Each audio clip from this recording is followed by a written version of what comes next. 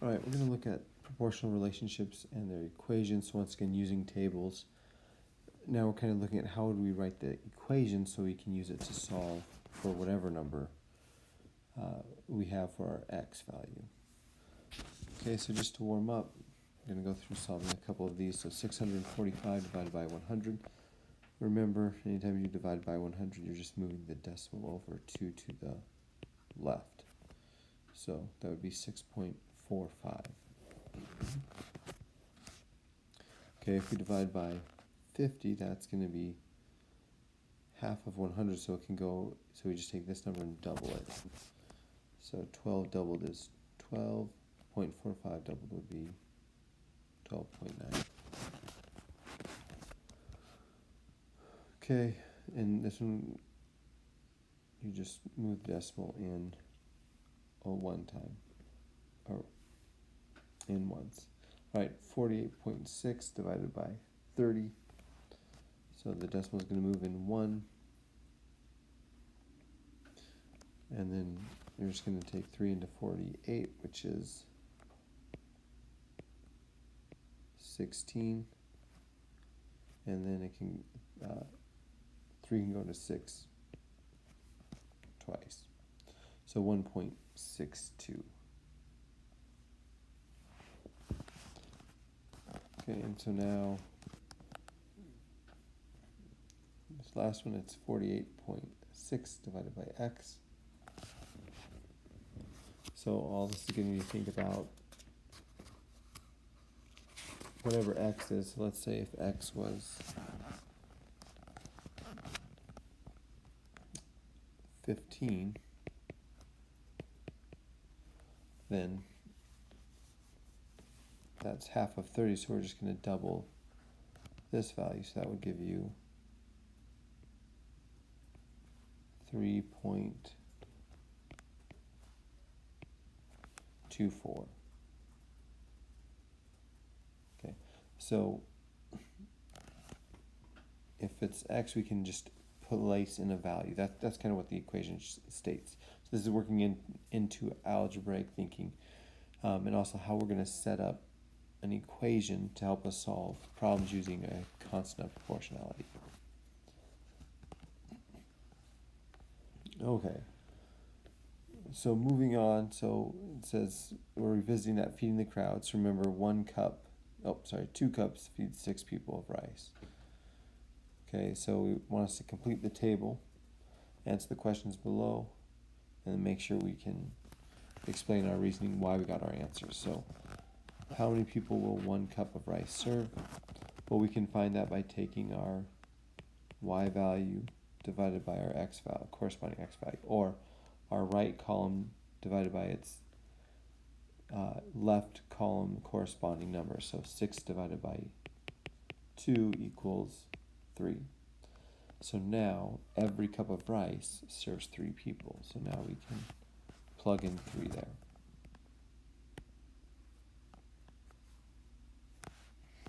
Okay, so now how many people will 3 cups of rice serve? 12 cups. So now we're just multiplying these by 3. 3 times 3 is 9. 12 times 3 is 36. 43 times 3 is going to be 129. Okay, and then so to find our answer, if you had x amount of cups of rice, that's just going to be 3 times whatever that value is. So 3x. So anytime there's a number next to a variable, that just means multiplication. You're multiplying whatever x is by 3.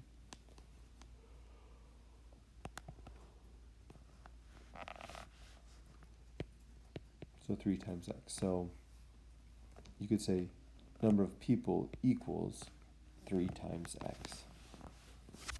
P being the number served, people served. Okay, so here it says a recipe says that 6 spring rolls will serve 3 people.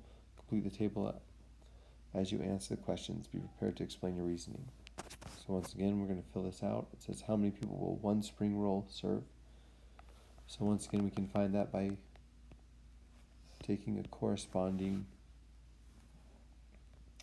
y value divided by its x, or right side column number divided by its corresponding left side number. And when you do that, you'll find that that equals 1/2. Okay, so this gives us our constant of proportionality. So now we just have to multiply 1 times that number, and that will give us 1/2. So half a person gets fed with 1 spring roll. So now that we know our constant of proportionality, we're just multiplying everything by 1/2 to get our answer. Okay, half of 10 is 5, half of 16 is 8, half of 25 is 12.5. And so to find our equation then for n number, you just do 1/2 n.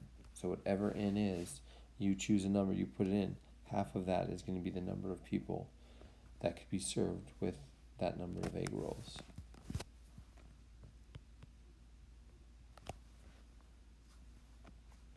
So once again, you could say P is equal to 1/2 n.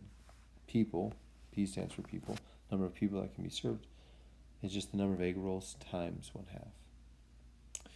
Okay, how was completing this table different from the previous table? How was it the same?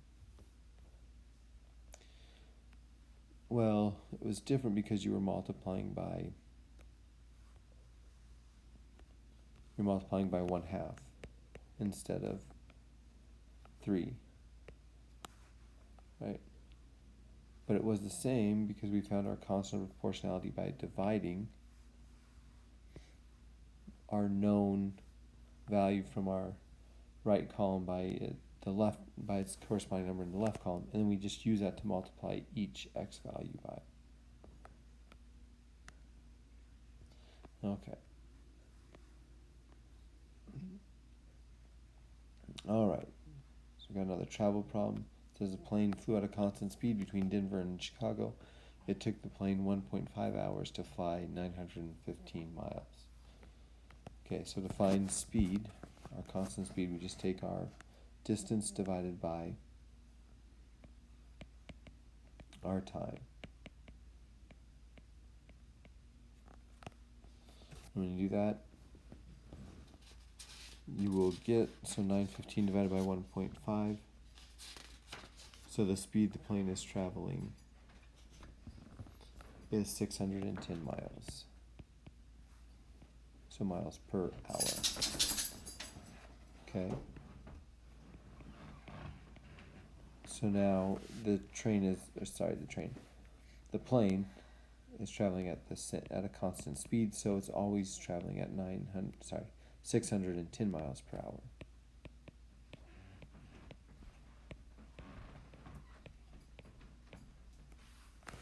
So now all we have to do is, this is our constant proportionality. That's what we're going to multiply our time by to find our distance. So 1 times 610 is going to be 610 miles. Okay, 2 times 610 is going to be 1220 miles. And then 2.5 times 1210 is going to be 1,525 miles. Okay, so the last one, it's just going to be that 610 times t. Okay, or just 610t.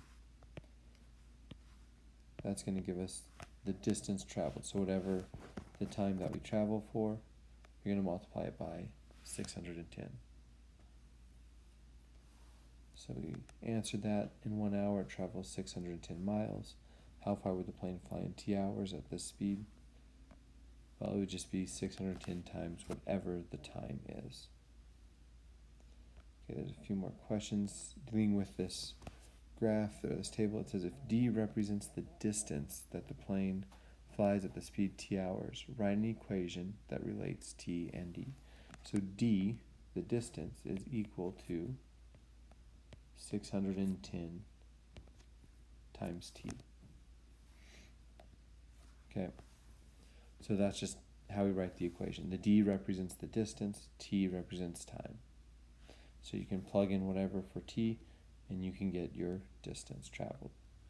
Okay, how far would the plane fly in 3 hours at this speed? In 3.5 hours, so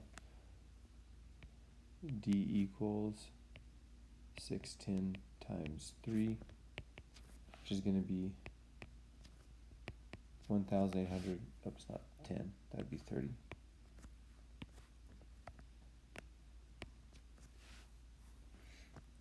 Okay, d equals 610 times 3.5, so that's going to equal 2,135 miles.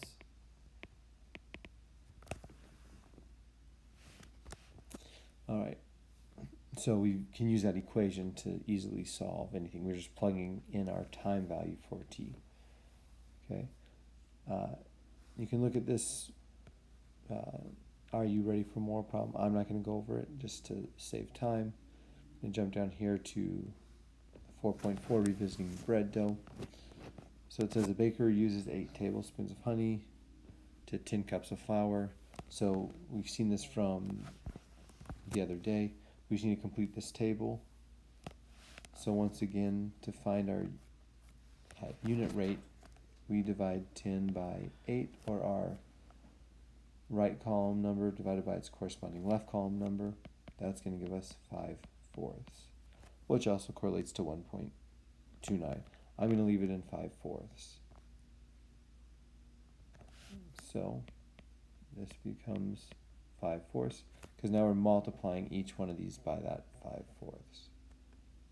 Okay, so now 16 times 5/4. So 16 times 5 is going to be 50 plus 30, which is 80. 80 divided by 4, which would be 20. Okay, 30 times 5 is going to be 150. 150 divided by 4. That's going to give us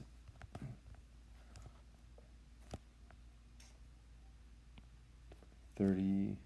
So 15 divided by 4, that would be 3, 0, then add 30. So that would be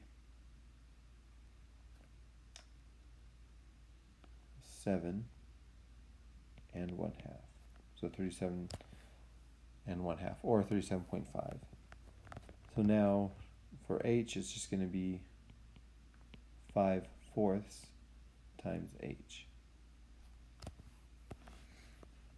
Okay, so we completed the table. It says if F is the cups of flour needed, so F equals, for H tablespoons of honey, write an equation. So F is equal to 5/4. So once again, that's the constant of proportionality times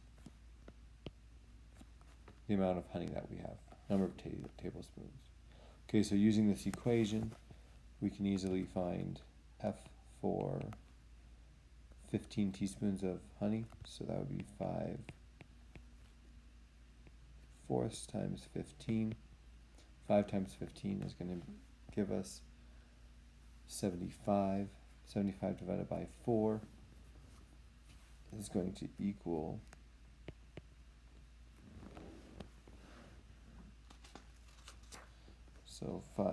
4 goes into 75. That'd be 18 and 3/4. Okay, the second one, F equals 5/4 times 17. That's going to equal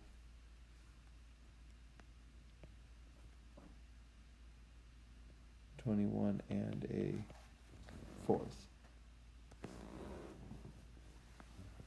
Okay, so once again, now that we have that equation, we can easily just plug in our value for H and then solve for whatever the cups of flour that we use are. Okay. Alright, so last thing we're going to do is just the cool down or the exit ticket. So we're going to follow the same steps. Find your unit rate, fill out the table, write the equation. So it says snow is falling in Syracuse, New York. After 2 hours, 4 inches of snow has fallen.